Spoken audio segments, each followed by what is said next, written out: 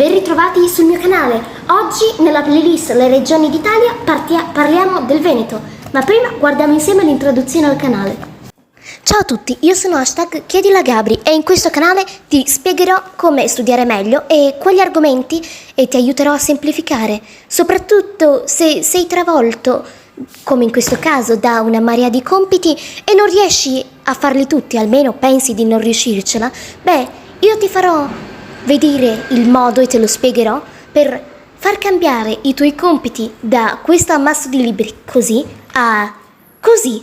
Per farlo basta che ti iscrivi al canale, mi lasci un bel mi piace e attivi la campanella. Come posizione geografica il Veneto si trova nell'Italia settentrionale, ma questa volta rispetto alle regioni di cui abbiamo trattato precedentemente non si trova nell'Italia nord-ovest, ma si trova nella parte Italia nord-est, mentre prima con la Lombardia eravamo nella parte centrale, adesso siamo nella parte nord-est, sempre nell'Italia settentrionale. I confini di questa regione? A nord questa regione confina con il Trentino Alto Adige, di cui ne abbiamo già parlato precedentemente in un altro video, vi lascio il link in descrizione.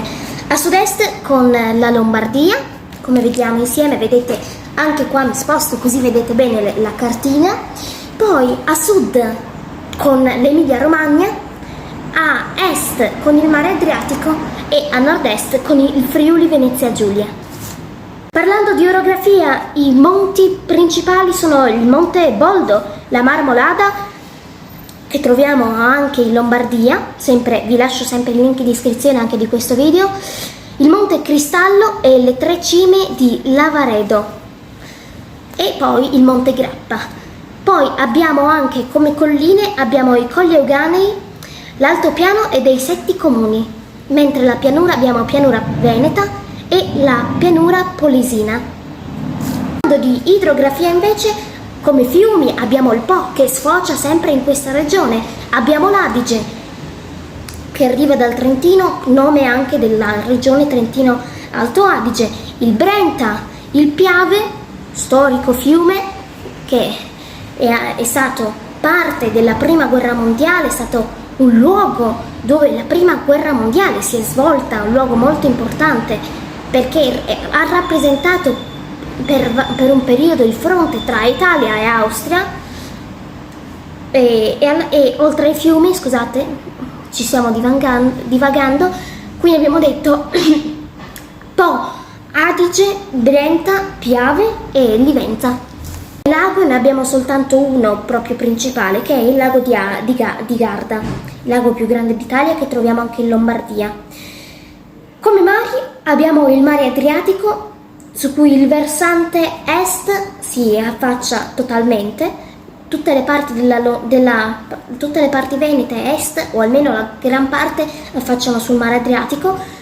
Le foci dei fiumi, come abbiamo detto, sono quelle del Po e quelle del Delta, il golfo principale è quello di Venezia, mentre sempre la laguna è la laguna veneta, se guardiamo anche nella cartina la laguna veneta.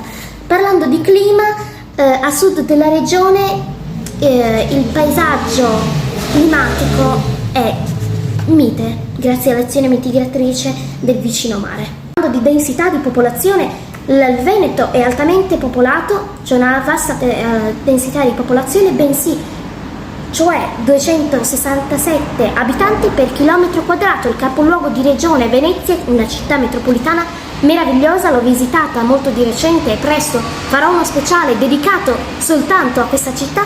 Le province sono Belluno, Padova, Rovigo, Treviso, Verona, Vicenza e poi ovviamente Venezia, che è il capoluogo di regione. Le attività produttive sono l'agricoltura, l'allevamento, l'artigianato e l'acquicoltura, quindi si alleva in acqua, le industrie chimiche, petrolchimiche e meccaniche e poi ovviamente anche le industrie navali. Parlando di curiosità, ci sono tanti luoghi da visitare in Veneto, in particolare io parlo di Venezia perché ci sono stata di recente, comunque sicuramente la Basilica di San Marco.